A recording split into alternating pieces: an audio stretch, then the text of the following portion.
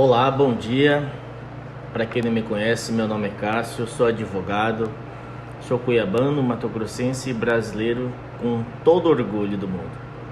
O objetivo do vídeo de hoje é para orientar aos senhores e às senhoras sobre o que fazer em situações que eventualmente possam qualquer um dos senhores e senhoras estarem sendo alvo de investigação. Quando vocês tomarem conhecimento que estão sendo investigados por um fato, em tese, que não são verdadeiros, por crimes que em tese não cometeram, por suspeitas que não são verdade, né? Vamos lá. Hoje, 27 de junho de 2025, sexta-feira, eu estava acompanhando um portal de notícias jornalísticas aqui da minha cidade, de Cuiabá. Vamos ao exemplo, por exemplo, do que aconteceu com alguns deputados da Assembleia Legislativa de Mato Grosso. O portal UOL divulgou uma notícia, de que 14 deputados estaduais, além de um prefeito e um secretário de Estado, foram citados em uma investigação da Delegacia de Combate à Corrupção. Esse relatório mostrava ali destinação das emendas parlamentares de maneira suspeita, tá? Inclusive chega a citar que um parlamentar estadual havia destinado de forma estranha alguns milhões de reais. E aí o chefe da Controladoria Geral do Estado foi convocado na Assembleia Legislativa para trazer explicações sobre essas investigações. Claro que os acusados, deputados estaduais citados nesse relatório, em tese é sigiloso, porque houve vazamento, então o sigilo de certa forma se perdeu. Eles foram citados e, indignados, convocaram o chefe da Controladoria Geral do Estado de Mato Grosso para prestar informações, esclarecimentos, para ver o que está acontecendo, porque ao que parece, e eu estou levando em consideração que essas acusações contra os deputados são, em tese, falsas. Se lá na frente for considerado que existe algo errado, aí é outra questão. Mas estou considerando que, pelo que eles estão relatando, que isso não existe. Essas suspeitas são infundadas, não são reais. E aí o chefe da Controladoria Geral do Estado prestou informações. E aí a Assembleia Legislativa tomou medidas cabíveis, Mas onde que eu quero chegar?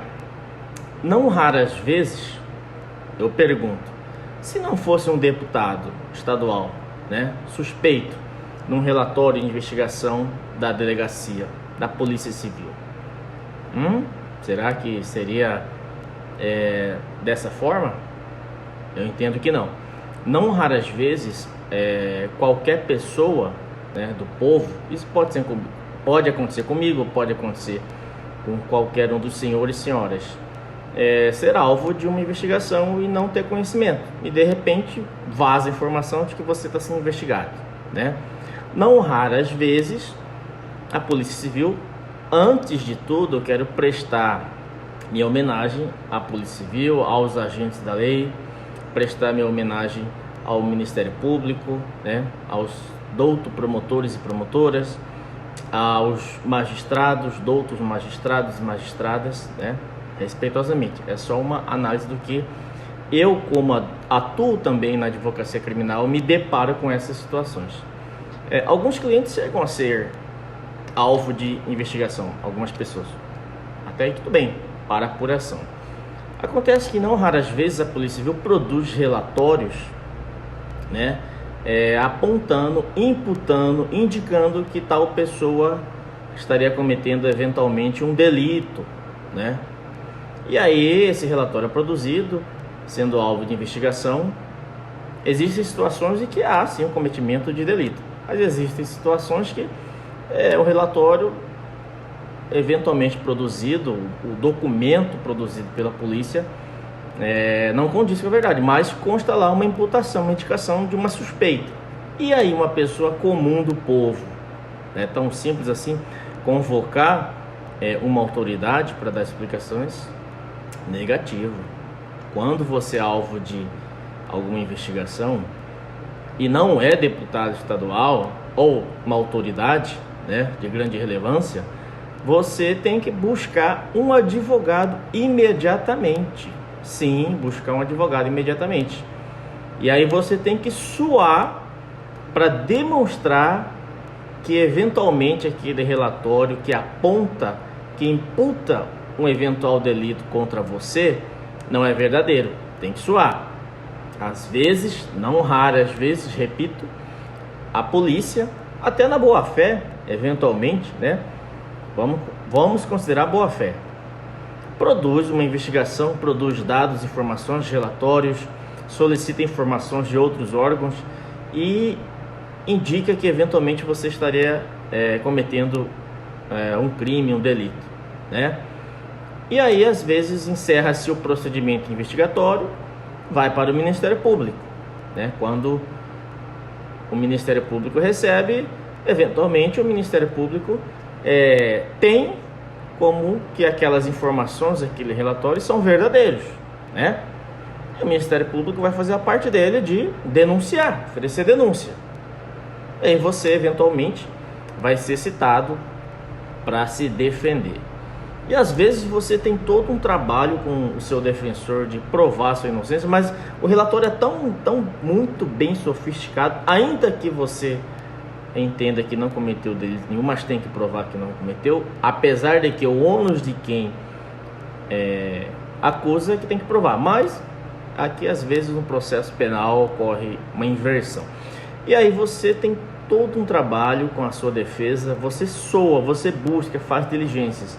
Mesmo assim não consegue convencer o Ministério Público, né? Às vezes a pessoa é inocente, mas não consegue provar sua inocência, porque é uma coisa muito complexa.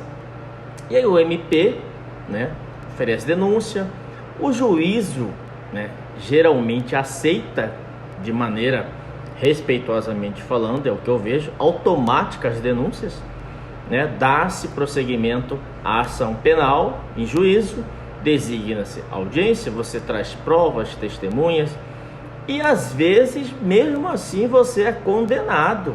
Sim, o juiz, aquele relatório que eventualmente foi produzido lá atrás pela Polícia Civil, levando em consideração que se trata de inocente, mas você está sendo imputado contra você cometimento de um delito. Você é denunciado, você responde à ação penal e às vezes é condenado. E às vezes ainda você recorre ao segundo grau de jurisdição, Tribunal de Justiça, consegue até, em algumas ocasiões, reformar, mudar a sentença, provar a inocência, porque é um órgão mais colegiado, né? Na apelação criminal, por exemplo.